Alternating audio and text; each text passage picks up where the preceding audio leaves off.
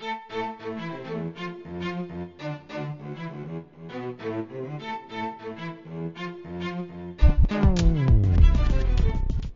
name is Kira. I did my mechanical engineering undergraduate degree at the University of Colorado, and right now I'm in my third year as a grad student, and I just completed my master's, so I'm just starting my doctorate program.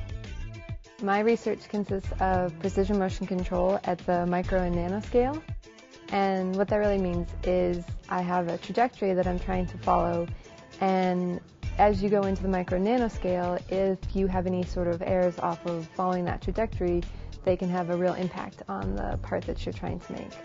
This is a micro scale right here. A large scale would be any kind of machining application that you could have. So if you're going to be milling something or using a lathe, you could be building any kind of mechanical part, and you would want to make sure that you're following the contour of what you're supposed to be following. My research is actually involved in this center that we have at the University of Illinois called the NanoSem Center. And the overall goal is to be able to fabricate parts at the nanoscale. So that's something at a very, very small scale, something you typically couldn't see with the human eye, but which would still be useful in computers or in biology or in electrical systems, mechanical parts. All these things are sort of going small scale, and so you need to be able to control how your parts are moving at that scale. The NanoSems is actually a large collaborative research group.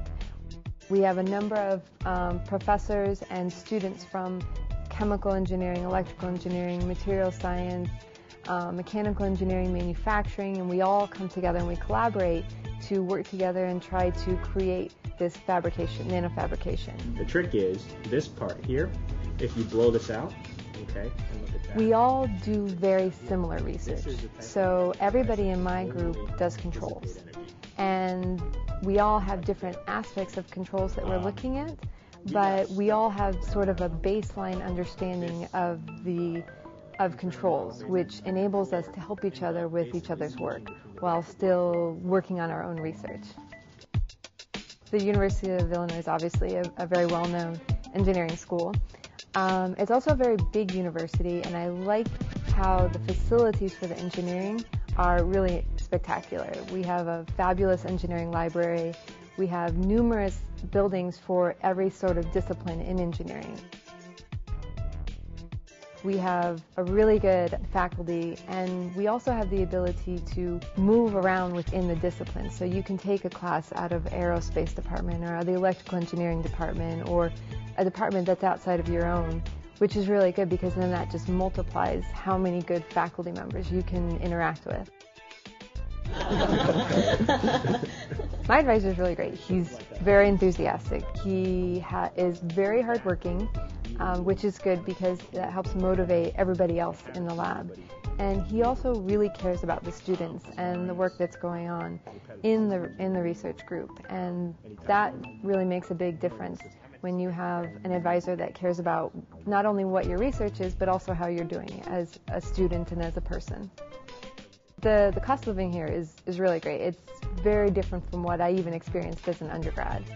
For most of the schools, especially some of the top-tier universities, they tend to be in bigger cities. Even if you have your schooling sort of paid for, you just don't have the funds to live in the same kind of means that you can when you live here. That's very appealing. I live within biking distance of the school. I can walk right out my front door, and I can walk to a bakery. I can walk to the organic grocery store. I can walk to a couple of restaurants, to a couple of bars. The farmers market is within walking distance. So all of these are available to me right out my front door.